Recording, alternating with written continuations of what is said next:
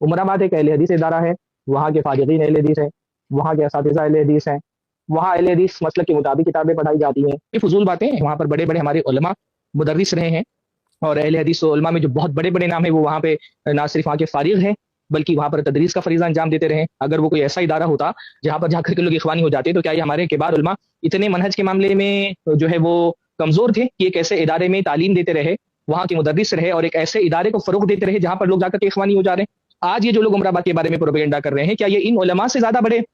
شیخ انیس الرحمن اعظمی کتنی بڑی شخصیت ہے. اگر 10 اہل علم کا نام لیا جائے اس وقت ہندوستان میں جن کو کبار اہل حدیث علماء میں شمار کیا جاتا ہے تو اس میں سے شیخ انیس الرحمن اعظمی ہے. وہ تزکیہ کرتے ہیں عمر آباد کا، وہ عمر آباد کے پڑھے ہوئے ہیں، وہ عمر آباد میں پڑھائے ہوئے ہیں، ان کے خاندان کی تیسری چوتھی نسل اس وقت عمر آباد میں پڑھا رہی ہے. تمل ناڈو میں دارالسلام کے علاوہ اور کوئی مدرسہ شیخ اپنا نہیں، اہل حدیث کا کوئی مدرسہ یہاں نہیں ہے کبھی. ابھی بھی مطلب یہاں سے مدرسہ سلف کا فکر نہیں آتا تھا. نہیں، وہ اس کے لیے ان کی کچھ کوئی مجبوریاں سمجھو، یا کہ یوم اول سے اسی کے لیے تھا کہ صاحب کتاب و سنت کے منہج کو عام کرنا ہے. اب اس میں یہ نہیں ہے کہ اہل حدیث منہج کو اساتذہ تقریباً 50% حنفی ہوں گے، 50% اہل حدیث. طلبا 70% اہل حدیث ہوں گے، 50% حنفی ہوں گے، 20% اہل حدیث. ایسا ہے. اخوانی کا اخوانی چونکہ جماعت اسلامی اخوانی یہ تھے، وہ منہج ان کا ہے سمجھے، لیکن ظاہر نہیں کرتے. لیکن مودودی جی صاحب کی جتنی کتابیں سب وہاں ملیں گی، جماعت اسلامی کی جتنی کتابیں سب وہاں ملیں گی. انعام میں دیں گے تو جماعت اسلامی کی کتابوں کا انتخاب کریں گے. ایسا ہے.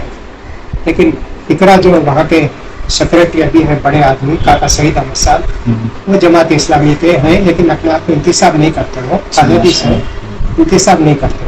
مودودی صاحب کا یہ مضمون بھی پڑھے بغیر نہیں رہے، سب پڑھے.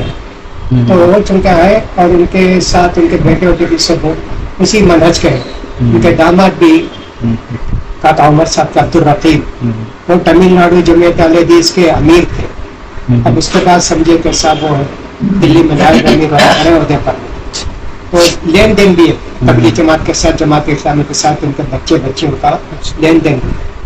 اس لیے وہاں وہ مدرسہ ویسے ہی رہتا. اس لیے جب کوئی سخت مزاج کرتے ان کو ذرا سا ہٹانے کی کوشش کرتے. ان کا نام ہے راہ اعتدال، پرچہ بھی ان کا نام ہے راہ اعتدال. اس کو اعتدال سمجھتے ہیں. سلفی علماء سلفی علماء وہاں خالی سلفی علماء آپ کو کوئی نہیں ملے. ذرا سا پیشے ایک عبداللہ جولم، جسے دکتر عبداللہ جولم، اور ایک حافظ عبدالعظیم، اور اس کا دکتر الیاس ہے.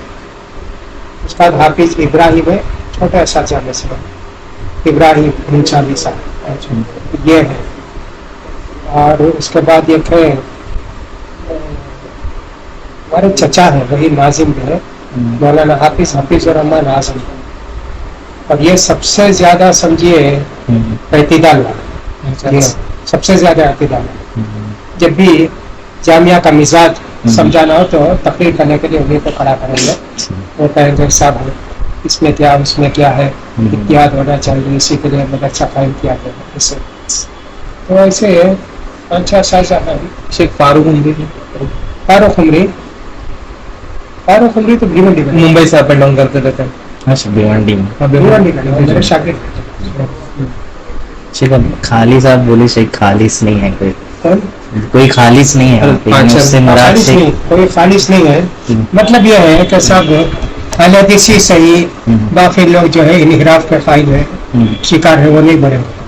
سب ٹھیک ہے، بہتر ہی ہے. اچھا شیخ عبدالعظیم مدنی کا بھی یہی، وہ بھی اب مجبور ہے نا، وہاں جو بھی رہیں گے اسی مزاج کا ہونا ضروری. اس کے مزاج کا نہیں تو میں بڑا نا آہستہ سے ہم کو ہٹا دیتا، معلوم بھی نہیں ہوتا. دکتر عبداللہ جولم صاحب وہ بھی ویسے ہی سمجھیے. جتنے لوگ ہیں نا، میں نے کہا نا صاحب ان کا مزاج وہاں بن جاتا ہے، بنا دیتا ہے. اور نہیں تو اور وہاں پر سروائیول کا ان کا طریقہ ہی نہیں ہے. یا تو مان کے چلے یا پھر